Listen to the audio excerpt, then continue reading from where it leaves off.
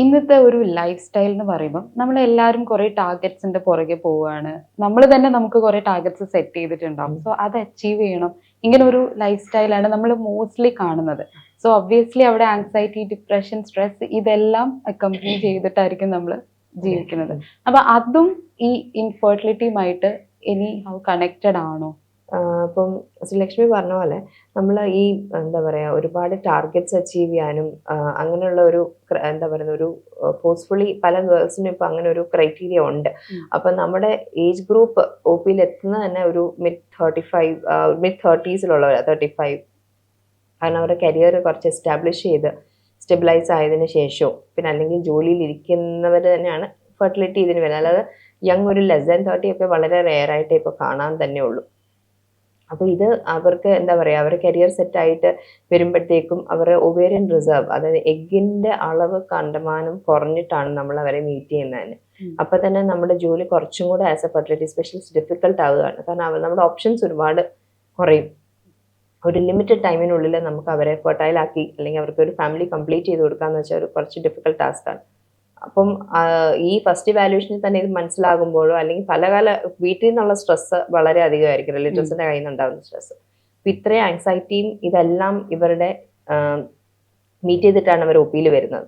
അപ്പൊ ഇത് തന്നെ അവരുടെ ഓവുലേഷനെയും കണ്ടമാനം ബാധിക്കും. ഇപ്പൊ ഒരു വിഷ്യസ് സൈക്കിൾ എന്ന് പറയും. അതായത് this leads to that and then again that leads to this.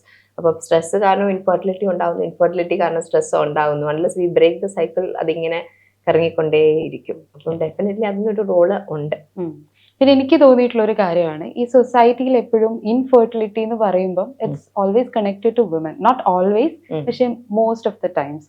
കാരണം വിമൻ ആണ് ക്യാരി ചെയ്യുന്നതും അതുപോലെ ഡെലിവറി ചെയ്യുന്നതും ഒക്കെ. അതുകൊണ്ടായിരിക്കണം അങ്ങനെ ഒരു മിസ്കോൺസെപ്ഷൻ എന്ന് പറയാം. സോ ബട്ട് ഇവിടെ നമുക്കറിയാം മെയിൽ ഇൻഫെർട്ടിലിറ്റിയും ഒരുപാട് ഇമ്പോർട്ടൻ്റ് ആയിട്ട് ഡിസ്കസ് ചെയ്യേണ്ട ഒരു കാര്യമാണ്. അതിൻ്റെ ഒരു അവയർനെസ് കൊടുക്കുന്ന കുറച്ചുകൂടെ ഇമ്പോർട്ടൻ്റ് ആണ് എനിക്ക് പേഴ്സണലി ഫീൽ ചെയ്തിട്ടുണ്ട്. സോ മാമിന് ആസ് എ സ്പെഷ്യലിസ്റ്റ് ഇവിടെ വരുന്ന പേഷ്യൻസിൽ അങ്ങനെ എന്തെങ്കിലും ഒരു ജെൻഡർ കൈൻഡ് ഓഫ് ആസ്പെക്ട് ചെയ്തിട്ട് നോട്ടീസ് ചെയ്തിട്ടുണ്ടോ? ലൈക്ക് അവർ ചിലപ്പം PCOD അല്ലെങ്കിൽ വിമനെ ട്രീറ്റ് ചെയ്യാനായിരിക്കും വരുന്നത്, പക്ഷെ അൾട്ടിമേറ്റ്ലി ആ ഒരു ട്രീറ്റ്മെന്റിനിടയിലായിരിക്കും മനസ്സിലാവുക the male is also infertile അല്ലെങ്കിൽ പ്രോബ്ലം അവർക്കാണെന്നുള്ളത്. അങ്ങനെ എന്തെങ്കിലും? തീർച്ചയായിട്ടും. കാരണം എപ്പോഴും കൺവീനിയന്റ് ലേഡീസിന് എപ്പോഴും നമ്മൾ എപ്പോഴും അങ്ങനെ ഒരു സൊസൈറ്റി ആയാലും കുറേയൊക്കെ മാറ്റങ്ങൾ വരുന്നുണ്ട് എഡ്യൂക്കേഷൻ കൂടെയും ആളുകളുടെ അവയർനെസ്സിലും ഇതുപോലുള്ള പല ടോക്സിലൂടെയും. എങ്കിലും എപ്പോഴും ഈസി ടു ടാർഗറ്റ് എപ്പോഴും ഫീമെയിൽസ് ആണ്. അതുകൊണ്ട് അവർക്ക് ബ്ലെയിം വരുന്നതാണ് എളുപ്പവും. പക്ഷെ നമ്മൾ അത് 50-50 ആണ്. മെയിൽസിനും ഫീമെയിൽസിനും ഒരുപോലെ തന്നെ ഇപ്പോഴത്തെ ഒരു സിറ്റുവേഷനിൽ ഈക്വൽ കോൺട്രിബ്യൂഷൻ ഉണ്ട്.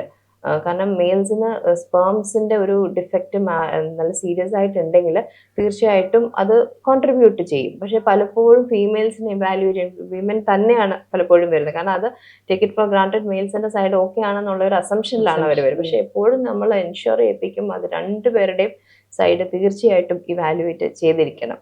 കാരണം ലേഡീസിന് യൂട്രസിനും പ്രശ്നം വരാം, ഓവുലേഷനും പ്രശ്നം വരാം. അപ്പോൾ രണ്ട് ഫാക്ടേഴ്സും കറക്റ്റ് ചെയ്യണം. അതുപോലെ മെയിൽസിന് സ്പേമിന്റെ പ്രശ്നങ്ങൾ വരാം, അവർക്ക് ഹോർമോണൽ ഡിസ്റ്റർബൻസ് വരാം. എല്ലാം പല പല ഫാക്ടേഴ്സ് ഉണ്ട്. അത് ഏതാണ് പ്രശ്നം എന്നനുസരിച്ച് വേണമല്ലോ നമുക്ക് ട്രീറ്റ് ചെയ്യാൻ.